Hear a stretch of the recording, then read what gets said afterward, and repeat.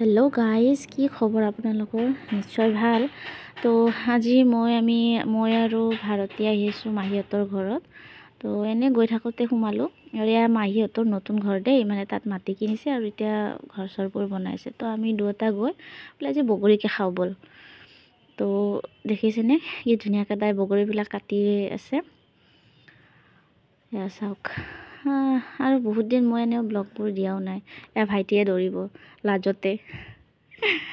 মানে মই ব্লগবোৰ দিব ভালকৈ পৰা নাই, কাৰণ অসুবিধাও হৈ আছে বহুত। তো ভাবিছোঁ নতুন বছৰ আৰম্ভণিৰ পৰা মই ভালকৈ এটা ব্লগ দিম। বেলেগ মানে যিহেতু মোৰ ফুড ব্লগিং হয়, তো আৰু মই ব্লগিং দিব পাৰোঁ। তো আজিলৈ বাই বাই। আৰু ভাল লাগিলে প্লিজ লাইক, শ্বেয়াৰ, ছাবস্ক্ৰাইব কৰি দিব। আপোনালোকৰ ছাপোৰ্টৰ খুবেই দৰকাৰ আছে। তো আজিলৈকে বাই বাই।